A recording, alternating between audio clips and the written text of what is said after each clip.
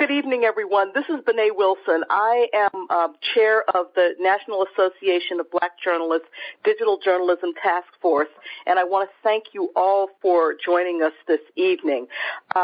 Just a couple of housekeeping notes. I wanted to thank Doris Trung from the Asian American Journalists Association, Hugo Balta and Rebecca Aguilera from the National Association of Hispanic Journalists, Rhonda Lavalde from the Native American Journalists Association, and Greg Lee, the president of the National Association of Black Journalists, for helping me put this together.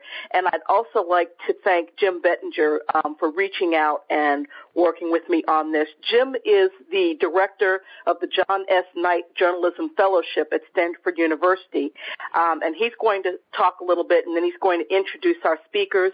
They're going to kind of talk with their stories, and then after that, we will open it up to your questions. So, Jim, please go ahead. Well, thank you, Bené.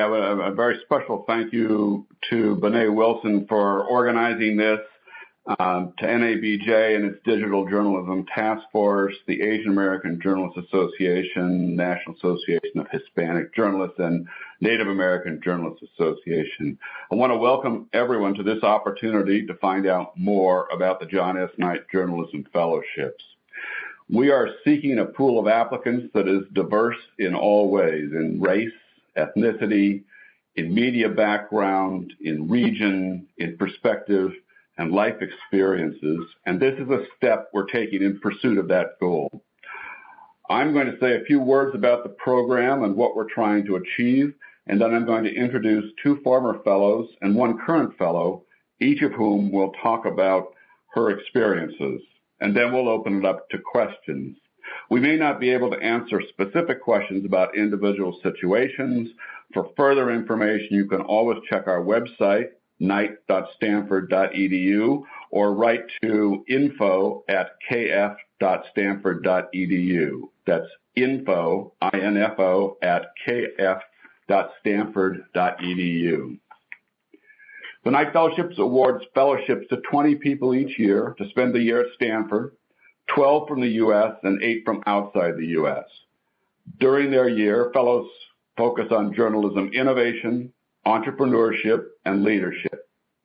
They attend classes, they make use of the university's resources, and they work on proposals that are intended to create something of use to journalists and journalism.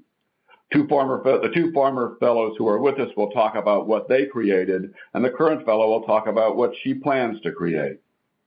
Fellows are paid a stipend of $65,000, plus supplements for housing, childcare, health insurance, relocation, books, research, and equipment.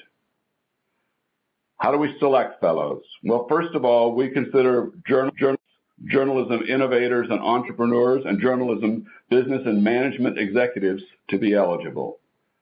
As you can see, that covers a wide range of people, and that's our intent. U.S. applicants ideally have 7 years experience, and international applicants ideally have 5 years, but we consider people with much less than that, in fact. There is no maximum age. Selection is competitive. Last year, 135 people applied for our 12 U.S. positions, and 235 applied for our 8 international positions. Who are we looking for? We're looking for people who take the initiative to make things happen, people who are curious and optimistic about the opportunities created by the changes in journalism. We're looking for people who want the best for journalism. Our fellows have created such projects as a suite of resources for cross-border investigative reporting, tools for crowdsourced documentaries, and a conference that generated $115,000 in freelance assignments and opportunities.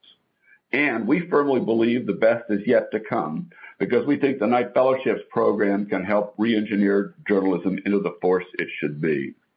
We're doing this now because the application season for the 2013-2014 fellowships is rapidly approaching.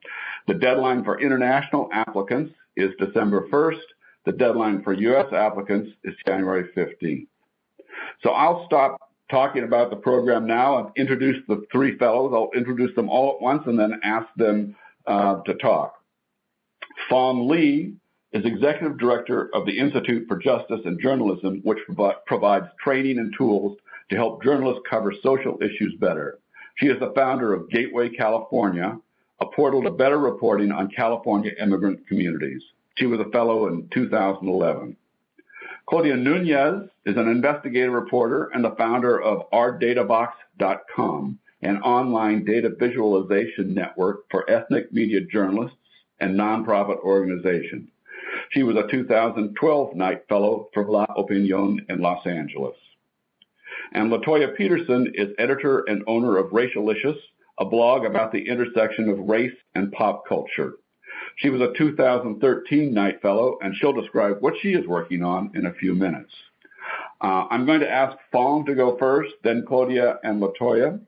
And I believe, Fong, that you're actually going to have to pull out of this a little early, but so let's let you go first. Fong? Okay, great. Thank you, Jim, and thank you so much to the 4 journalism organizations for this opportunity.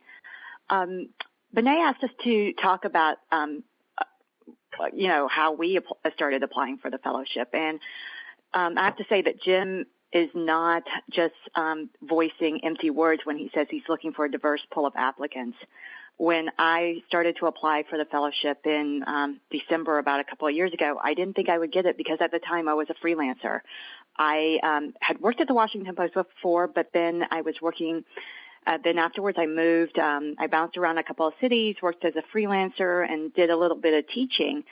And what prompted me to apply and to think that I had a chance was that I saw these videos on the Knight Fellowship website saying that they were looking for journalists who don't usually fit the usual categories, that they were revamping the fellowship and looking for people with a wide range of backgrounds and experiences. And I found that in my fellowship class, I mean, we had a range of people who were from their late 20s all the way up into their late 50s, people who were single, those who had families, those who had grown up in small towns, who had spent half of their lives overseas, those with military background or came from an activist background, as well as those from traditional newsrooms. And I think that all of those forces together really help bring about this hub of energy and activity that you get the experience at Stanford, but then there's this very special type of bubble experience within the Knight Fellowships that Jim and Don and Pam Maples have created by bringing in all these diverse experiences. I spent my 10 months at Stanford doing a variety of things that helped build my confidence, taking a public speaking class, learning how to think creatively, taking some classes at the D School, meeting with people about my project, which was basically about how do we get reporters to in better touch with more primary sources on the ground when they're covering immigration issues. And there's this something. I came out as sort of a 2.0 version of myself, being more confident and thinking that problems weren't problems, but problems were opportunities. And so at the end of my fellowship, I started Gateway California, which is a nonprofit to help journalists in California connect better with immigrant service providers. And the Knight Foundation Silicon Valley office gave me a grant in which I did some media workshops with immigrant service providers to teach them how to better interact with the media. I started sort of a group of about 80 journalists and reporters interacting online digitally about people who are in California and who are interested in covering covering immigration issues. And so we're exchanging ideas, we're giving each other tips and resources, and then in September I became the executive director of IJJ, the Institute for Justice and Journalism. They were my fiscal sponsor for the Gateway California project, and then this opportunity opened up, and it's given me it's in a very symbiotic relationship. I'm in the process of revamping IJJ. We've traditionally offered fellowships and training for journalists, but now we're going to expand that into developing our own digital resources to help journalists cover particular issues such as immigration much better. We've also partnered with Claudia Nunez, Knight Fellow from the class after mine, to sponsor a hackathon on immigration data that's going to be happening this December. So all in all, it was a great experience that just opened up a lot of doors in terms of my own personal development, as well as helped me reach out to people who I never thought I would meet. Thanks, Juan. Claudia? Hi, yes. Hi, Jim. Thanks for the opportunity. Well, for me, it was kind of the other side of the story. It's I feel at the beginning, I felt kind of intimidated of the fellowship. I thought this fellowship was more towards or targeting mainstream media or major media outlets or just English media. And I having this conversation with my editor at La Opinión, and they actually kind of helped me to just fill the application and to don't be afraid and don't think about this fellowship as a opportunity just for a couple of media outlets, but just try and see if we can have an opportunity. And during that time, I received actually an email from the National Association of Hispanic Journalists, and this email was for my editor. And it was a simple message. They said they calling you, and the email was a mentorship program with the National Association of Hispanic Journalists. So I sent an email and I said I want to apply. I think I have a good chance. I have a lot of ideas. I want to improve ethnic media. I want to help journalists. My dream is to have the same level of content and the same level of training and education on Hispanic media. And they help me. They provide me, because my English is my second language. They provide me an assistant with that. They mentor me. They actually help me about how can I get a better understanding about this fellowship. And it was a great collaboration. That was the first year the association put in place this mentorship program. And I understand this is about idea. This is about improved media. This is not about, a selecting group of just media outlets. This is about journalism, and it's a great opportunity. I learned so much during my 10 months. I came up just with the idea to have data visualization to improve the use of data. Now we have, there is a lot of information available. We have a lot of data available, but how can we use this data? And especially how can immigrants and ethnic media get better understanding and use of this report and data? So I present my idea to the committee at the Stanford, and they support my project, and now this project it's a reality. I get a lot of information about data visualization. I took several classes of statistics, how to tell your story in a different way, and it was so rich. It was a great experience. And now the next step is giving back. And that was always the reason why I pursued this fellowship. I want to give it back to my community. And what we're doing now is gathering a group of around 50 to 60 journalists, and we're training them. And now we are providing all these resources. And we connect professors at Stanford, developers from Washington, other journalists, colleagues from Los Angeles. And we all want to get together and learn together and kind of improve of information and have a better content for all communities. So my fellowship was about, my experience was about giving back, get this knowledge, and translate this to my community.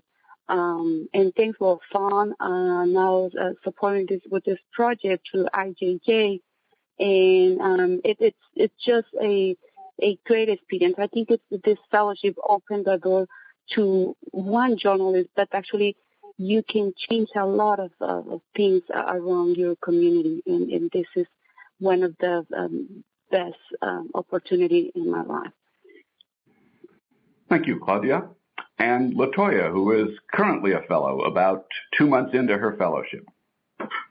Yeah, thank you, Jim. Again, thank you everyone for showing up and being on this call and participating, and to the journalism organizations for uniting again and presenting this as kind of a united front. It's no surprise to people who know my work that I am super into the idea of diversity and making our society better and more just for everyone. So I really did not necessarily think of myself as a journalist. I always thought of myself more as an advocate that occasionally did journalism and other things on the side. And if it wasn't for Dory Maynard, who cornered me at the Online News Association's conference and told me I had to apply to this fellowship, that I would not be here. I initially, when she asked me, I had told her no. There's no way that they're going to want me. There's no way that I'm going to go. I've never worked in a newsroom. It's a very odd environment. And I was like, it's just too weird. They're never going to go for this. But the idea that Dory had mentioned stuck with me for a long time. And she basically asked, is there a project that you love, or there's something that you want to think about more that you would need some time to do? And I was like, maybe not. And then I went back and I thought about it, and I realized there was a lot of really fascinating things happening with mobile and mobile technology. In particular, I started noticing some patterns in how, communities in developing nations were using mobile, particularly as broadband, isn't necessarily going to be adopted all over the world in the way that there's a broadband push in the United States, and what mobile phones have been able to do with more simplistic technology, but actually to utilize the phones a lot better. Then I started noticing some interesting parallels between communities of color here in the United States and how we use mobile, and how communities of color abroad also use mobile. So I thought those things were fascinating, and I didn't quite know what to do with this information. And so the Knight Fellowship started looking like a way in which I could explore these ideas for the greater good of journalism, which is really a way of saying for the greater good of the public, right, and of people. And so I ended up calling everybody I knew that could possibly help me with this. I asked Irving Washington, who at the time was ONA's scholarships manager, and he's also very, very active with NABJ. I think he's still doing a lot of the conference things. I asked Jenny 8 Lee, who was on the board of the Neiman Fellowship and who had been through quite a few of these fellowships. I asked Doug Mitchell, who has won a Fulbright fellowship. The scholarship or fellowship, whatever. He won a Fulbright. And I asked all of them kind of like the ideas and the process and what I should say and how I should write it. And, the advice boiled down to kind of, just be yourself, right? And it's a very frustrating piece of advice, I think, that people get a lot, particularly when you're applying for these programs. But in the case of the Knight Fellowship, they really are looking for you and your ideas, because you're an investment to them. They think that they want to see people that have enough of an idea about journalism, enough of an idea that's going to change and disrupt and be interesting and engaging to bring into this cohort. So I applied with my semi-fleshed out mobile idea, which changed, of course, and it changed more after I went to South by Southwest. And it's still evolving. So I'm 2 months in. I'm still looking at, I'm still in the researching phase and the prototyping phase. We meet together once a week and we discuss each other's projects. And I'm really loving this interplay between both mobile technology and what's like physical or ambient technology. How does technology kind of run in the background? How do we normalize certain types of things or actions through technology? So, it's still a work in progress. And for the most part, I'm still very much enjoying this year of kind of being out of the fray of day-to-day work life and having the luxury to really think about things for a long time, taking wonderful, intriguing, challenging classes and meeting the cohort of these amazing 20 people that I've been chosen to share this journey with. So that's been my experience so far. Well, thank you. And so, Bené, let me turn it sort of back to you for some questions. Okay. I want to thank all of you, the fellows, for giving us that summary and sharing some of your experiences.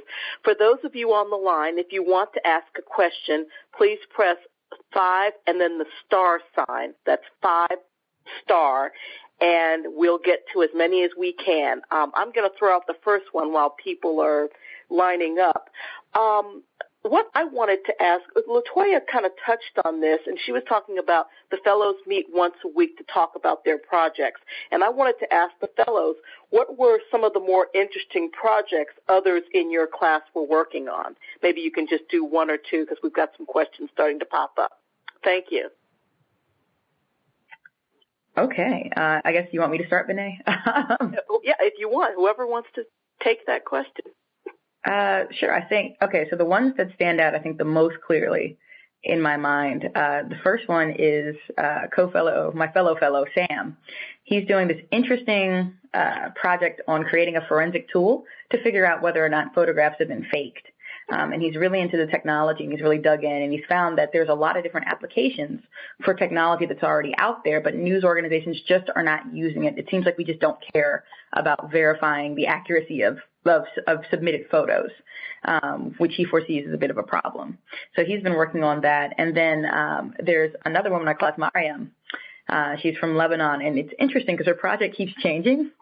So she hasn't quite settled on what she wants to do yet, but she's extremely interested in fashion and technology and how what journalists can learn from fashion and tech that I think is extremely fascinating. Thank you. Claudia or Fong? Hi, well, this is Claudia. I think one of the most interesting projects was my colleague and fellow Katie Newton. It was so cool because it was about news in public spaces. She created this software actually when you can interact with news in any public space actually. So it basically translates the news into a wall, and then you can click and interact and start a conversation around that information with people that you never talk and never see before. So it was a very it involves technology, involves interaction, and involves a community gathering around news. Another project was my fellow from Ecuador. He actually wants to push open data in communities. So he created this organization who train not just journalists but communities, members of the community, to how they can have access to data and how can they push for changes in their communities. But in the whole experience, every single project was so connecting to, in some way, to help not just journalism but to improve the content and the information, and I think every single one has something to offer for the general public. Thank you. And Fong? Yes, one of the projects I'm thinking about now didn't actually come from my class, but since I met the two fellows, they were actually from Claudia's class, and because we just had the recent storm, seems very applicable. A project called Illuminous, which is a mobile app to teach people, to guide people through the steps of collecting journalism. It's like crowdsourcing, but with a guide to it, so that that will give you instructions. Sort of like frame the picture this way, or be sure to do X before you start recording audio. And that project, I saw a demo of it this past weekend, and it's about to launch. And it's a really exciting application, especially when we have events like the recent hurricane. Gosh, that would have been handy to have these past few days. Well, we've got a few questions. I'm going to open it up. The first question, your phone number ends in 1423. I've unmuted you. Okay, that's me. Thank you for having this available to us, because I am really interested in applying, but I'm a photographer that my images are published globally, but I don't necessarily work for any particular organization. So when it comes to the letters of recommendation, I'm feeling like I need some help in figuring out what kinds of people I should ask to write letters of recommendation, or any input on that would be very helpful. Sure. So let me address that. And this actually applies to letters of recommendation, for people in all situations. The most important thing is to have the person who writes the letter be really familiar with your work. And secondarily, to be really familiar with what you're proposing to do when you're at Stanford. The most effective letters, the ones that work the best, are those where the letter writer is really intimately familiar with, again, your work and what you propose to do. And by contrast, the ones that are ineffective are ones that where the person doesn't really understand that. So it's a good idea, even now when you're selecting your letter writers, when you're approaching them, to tell them what you're going to do and to make sure that they have well in advance even a draft of your proposal. Okay, that's very helpful. Thank you so much. And I might want to add, I just want to jump in about something. I also struggled with my letters of recommendation, and I called a friend who was a fellow in the class, in the current class, not this class, but the class a few years ago when I was applying. And she gave me very unusual advice. She said, well, because my project was about how to better connect journalists with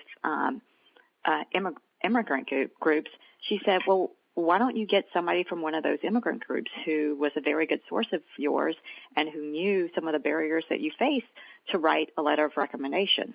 And it turned out to be a great idea because there was someone who we knew on a professional basis, as well as, after I left the Washington Post, we got to know each other more on a friendship level, who had seen me as I had developed as a reporter and was very knowledgeable about some of the obstacles that I faced in trying to get to know the immigrant community in Washington, D.C. Well, that's a great tip. Thank you so much. Thank you. Our next question is going to come from the extension. The last 4 digits is 7265. Yes, hi. Thank you so much for this opportunity. My question is about the idea. I come from a more traditional, broadcast journalism background, and it seems to me that some of the ideas that you get are very formulated and very specific, whereas other ones are more broad. So I'm wondering if I can get some advice just on how to formulate that idea if you're not necessarily as plugged in digitally, but want to be, and are trying to come up with something that you can be open to changing, but still be focused enough that you can see where we're coming from. Sure. And that lets me take the opportunity to say that even though we like digital technology, we're interested in it, we are not a technology fellowship. Most of in fact, just about all of the proposals envision using existing technology in new and innovative ways. So I want to sort of make sure that people understand that you don't have to be a coder to apply for a Knight Fellowship. We are looking for proposals that are creative, that look to see a need and to figure out how to meet that need. And we don't expect people to have everything worked out about how the proposal is going to go forward, because if they knew that, they wouldn't need a fellowship. And we expect people to come here with this idea, but being prepared to change the idea as circumstances dictate. We like people to have at least a sense of how they think it will go forward, and in the same way that when I was a city editor for a long time, and I liked reporters who would say, well, here's the story that I think is out there, here's how I would go about approaching it, how I would report it, here's my hypothesis, but of course I'm open to change if I find out something different. But to have something in mind as to how you would like to proceed and how you think it would end up. Okay, Thank you. And I guess from the people who pitched ideas, how did you go about formulating your idea and articulating it in a way that I guess whoever's deciding found convincing? Well, for me, this is LaToya. I had a very hazy idea of what I wanted to do. I know it had to do with mobile, and I knew some of the facts on mobile. So I knew that from a previous fellowship that I had done, the focus of journalism on apps was, in my opinion, misplaced because of the type of people who use apps. And later, I think after I applied, there was a Pew Foundation report that ended up bearing out this idea that news apps were generally for a very, very small segment of consumers who are interested enough to actually use a dedicated standalone application, and then, fewer people would actually pay for it. I think the number ended up being something like 14%. But anyway, so I knew that was a problem, right? And I knew that if we kept developing products and projects, so as you see with journalism organizations, a lot of them are very interested in tablet technology and things like that, but it's not speaking to groups that have been historically disenfranchised. So the same folks who had to wait years and years to get online are still waiting years and years before they're going to have tablet technology, before they're going to have more advanced smartphone technology, and we weren't developing anything for them. So I focused on clearly articulating the problem and some of the existing research. And then I think my last few paragraphs of the initial project idea were just these broad sketches of where I think they could go and what things are influencing my thoughts. And then by the time I got to the interview stage, I had watched Amber Case's talk at South by Southwest. She's a cyborg anthropologist, and she's really interesting, and had developed kind of an idea and a prototype. So I think the initial thing I had pitched that got me to the interview phase was essentially like white papers. But what my project is now is completely different. Oh, that's interesting. I just want to jump on this. I came with the idea of I want the same level of content and information from ethnic media to mainstream media. I noticed there is a big gap between the technology, especially when we talk about data visualization. Mainstream media, they start playing with math, graphics, interactive charts.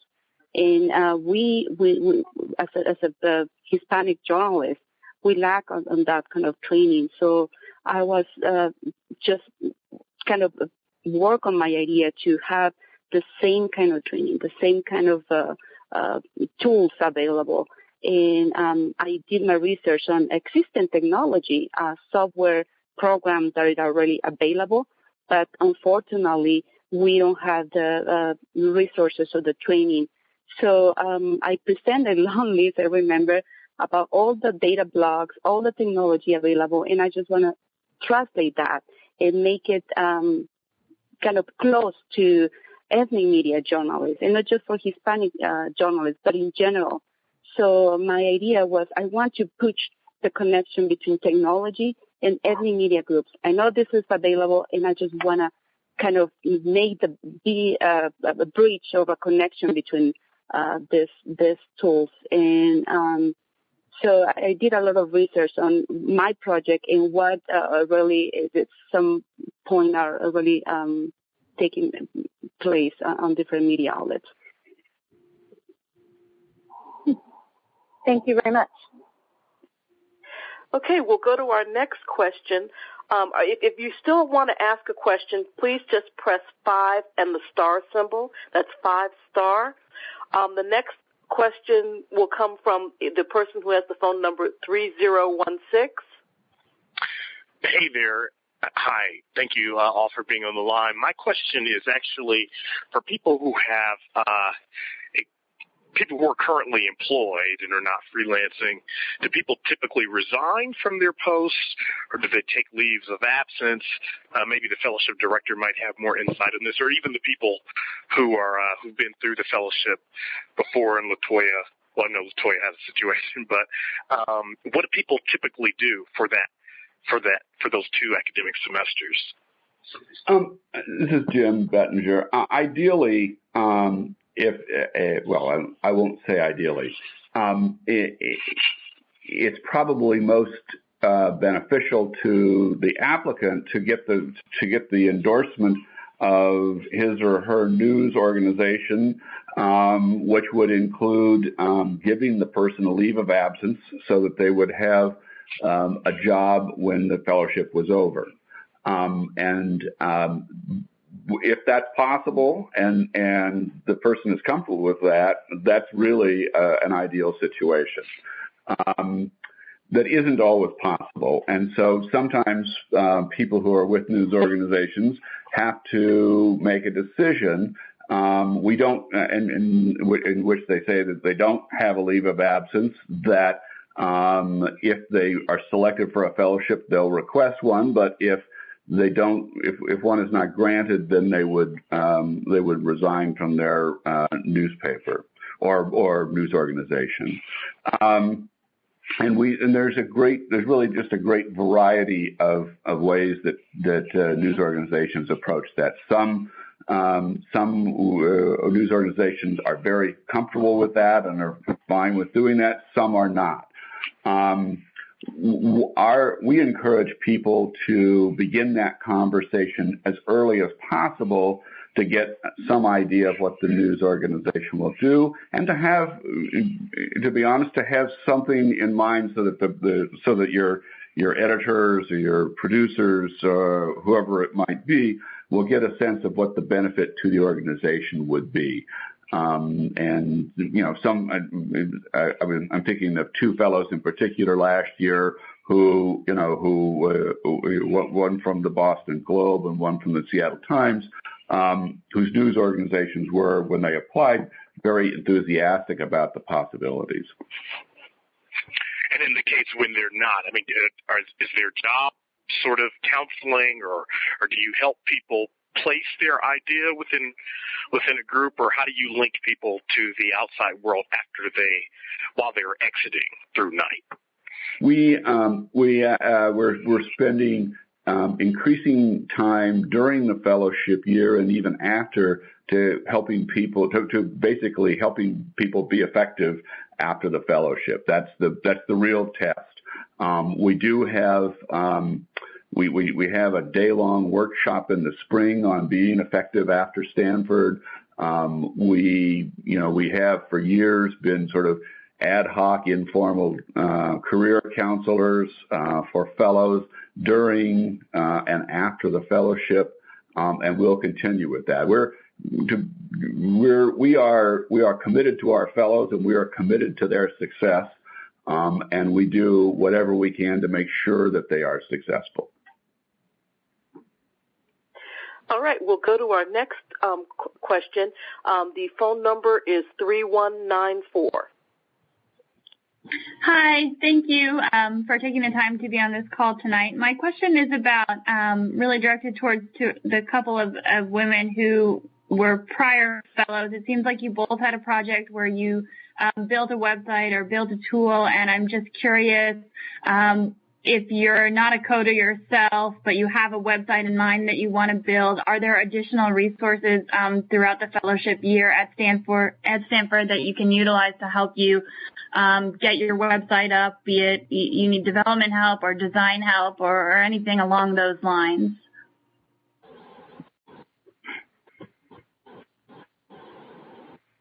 Claudia could probably address some of the more technical, getting a technical partner, because she's worked with more technical partners. But one thing that I've learned at Stanford is that there's this great emphasis on teamwork and collaboration. So there are other people looking for people who have your skills, and so you're just as much as you're looking for people who have technical skills. And many of the classes, such as the classes in the D school, they like to divide you up. They're not going to put for a four-person team have 2 or 3 journalists on the same team. There'll be a journalist, there'll be a student from the business school, then there'll be a student from the computer science or engineering schools. So there's that's built into the ecosystem, but you do have to take some initiative to take those classes, and as well to openly drop in on meetings and request meetings with computer science groups. And one of the actually one of the most kind of important lesson that I got during my fellowship is about collaboration and networking, and how journalists now have to be a multidisciplinary team. You have to start working with designers, with tech programmers, coding, and just having this conversation with them. It's so rich, and you learn so much. My project was data visualization and to create some kind of software available for every media when you can translate your data without using any specific language. It's all visual. So saying that this information could be available for Asian media, Hispanic media. So my idea was just have this available. I'm not a coding, I'm not a programmer, but I have this project in mind. I know this is possible because I saw other media outlets how they're using technology. That was my main focus. And once Stanford, the communication with tech people is so easy, and I learned what is a hackathon. I always, thought that a hackathon is something, programmers kind of hacking companies or something like that. But no, actually, it's about tech people helping to solve problems and social issues, problems. So don't be afraid of technology. This is an opportunity about open your mind to technology, and sometimes you can be a programmer, even if with a simple couple of conversations in classes. You can start playing with this, and it's a great lesson. I mean, in Stanford, you just are in the core of this technology. So plus they help you. Yes, I mean, they help you with equipment. They help you with guidance, what kind of classes will be, best for you. And they help you with contacts outside of Stanford. I received great advice from Don Garcia, other organizations who can help to build your project. I built my site.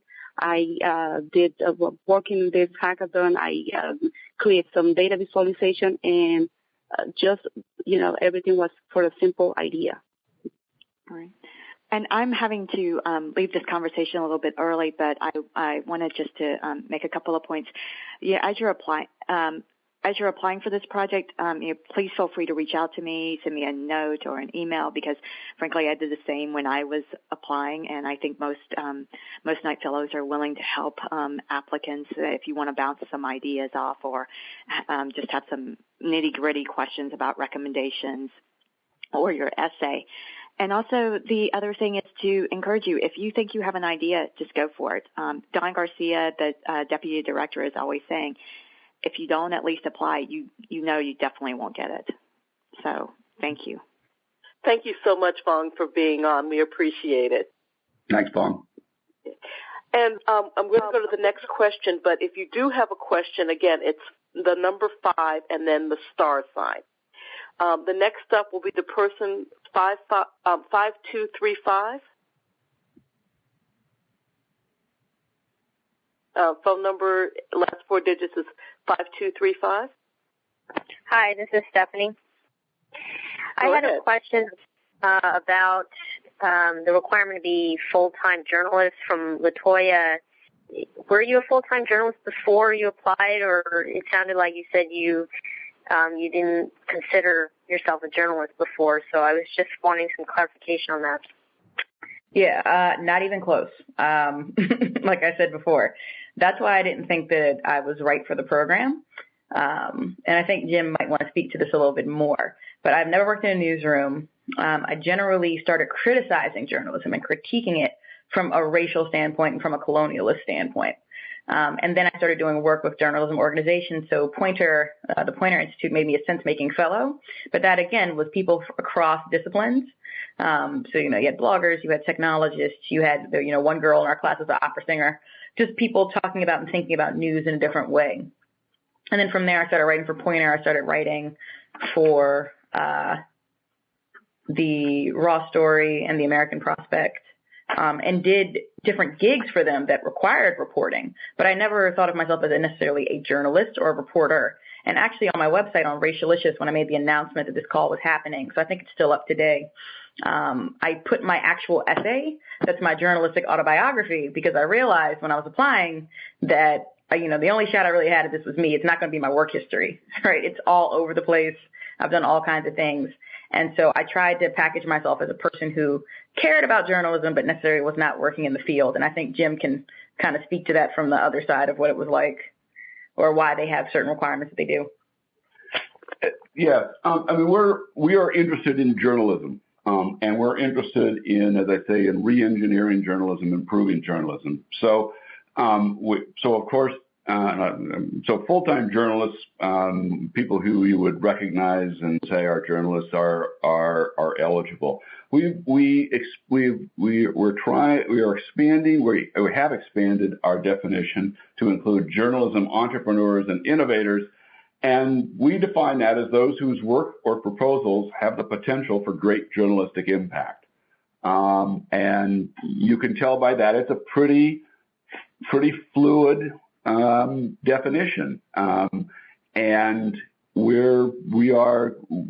that's our design. We are looking to be as open as possible to people who don't fit a definition of traditional journalists. That said, we also have traditional journalists. This year, there is the Berlin correspondent for National Public Radio among our fellows, and the transportation writer for the Dallas Morning News. Those are both out of traditional journalism organizations. But we are looking for people who are committed, as LaToya is, and I can't give you sort of a more specific definition than that. But we are looking to be inclusive more than exclusive. Okay, thank you so much.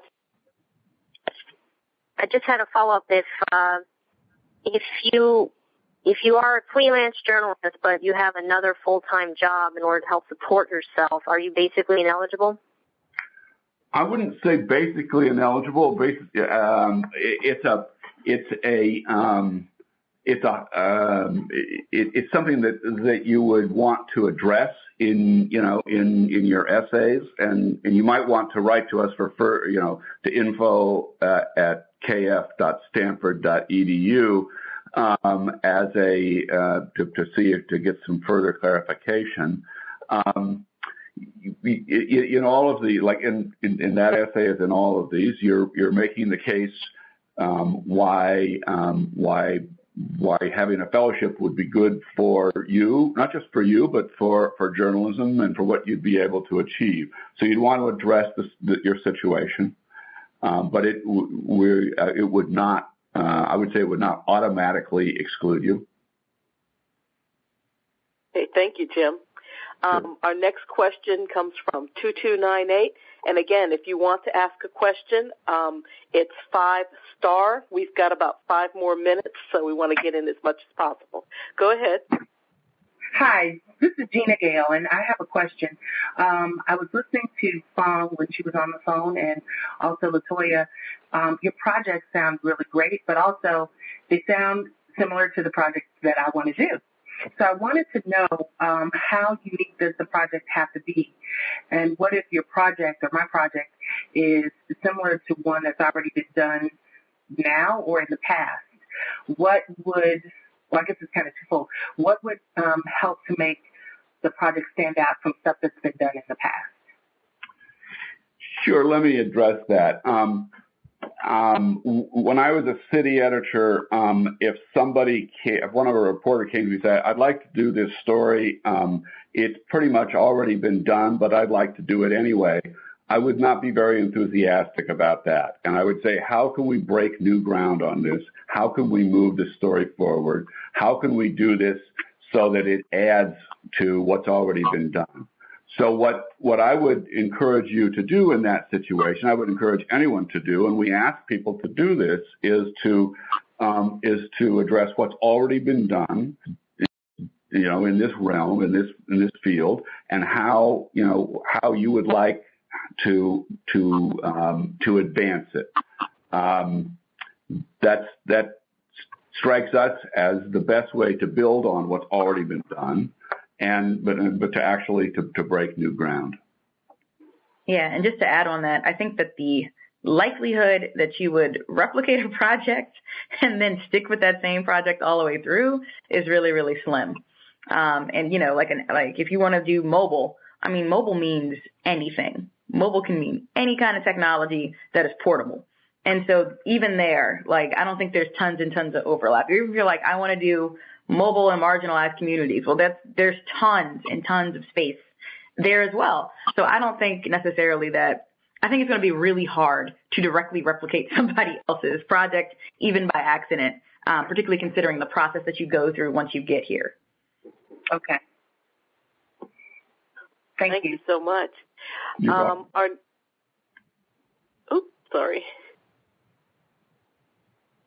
Sorry, there we go. Our next question comes from 6748.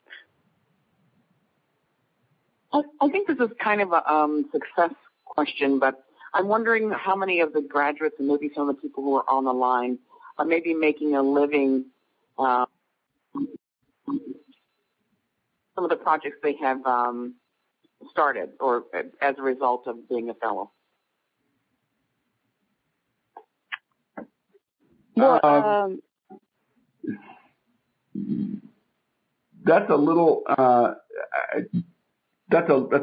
hard to say. I mean, you know, Fong, who is no longer on the line, is what her full-time occupation is basically what she created during her fellowship year, and there's a wide range of.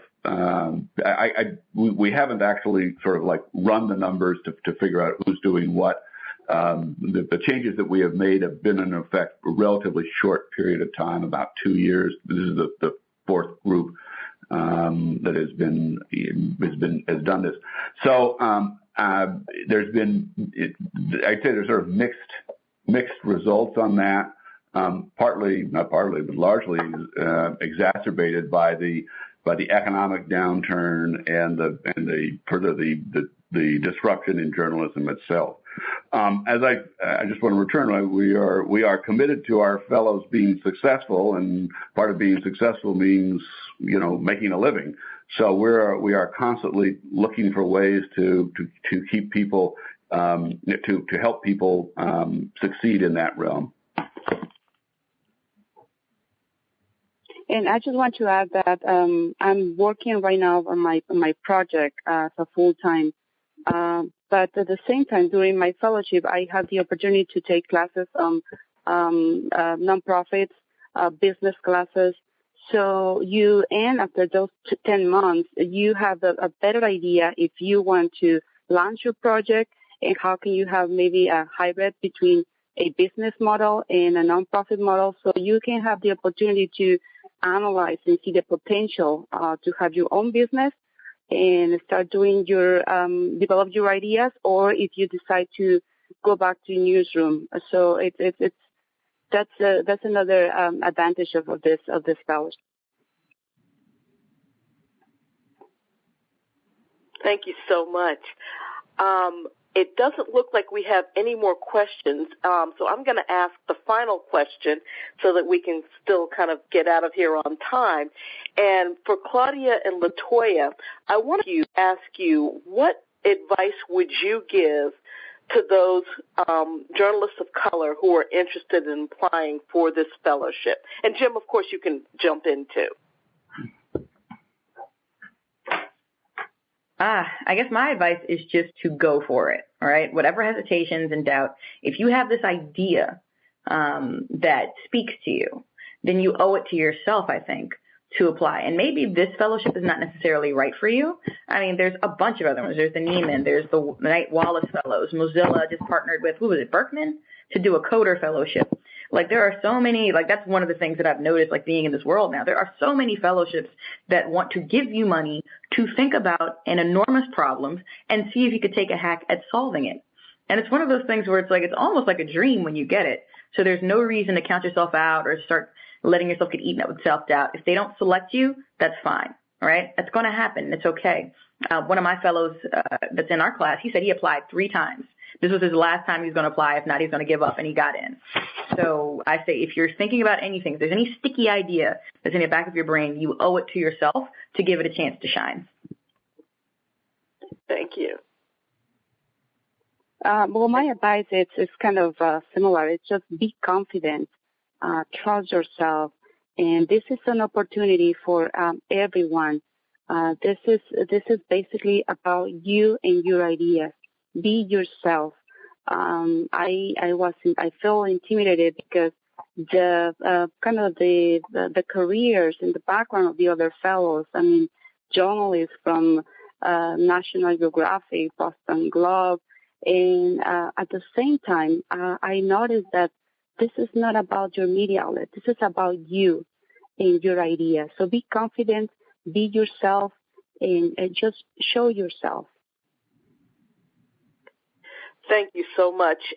Jim, did you want to add anything? I agree with what Latoya and Claudia said, and I would add to it to look on applying for a fellowship as a major project. Over-report it, talk to people, and think about it in advance. The best applications that we see are those that show the effects of weeks and months of thought and care, and that they show that that people have consulted with friends, with other people who've been fellows who've done a really great job of preparing for the application. Thank you so much. And I want to thank you, Jim, for helping put this together. I want to thank Fong, Latoya, and Claudia for taking time out of their busy schedules to do this. And just thank you all for participating, especially for those of us on the East Coast still kind of digging out from Hurricane Sandy. So thanks again, all of you. Thank you, Benet, for arranging this.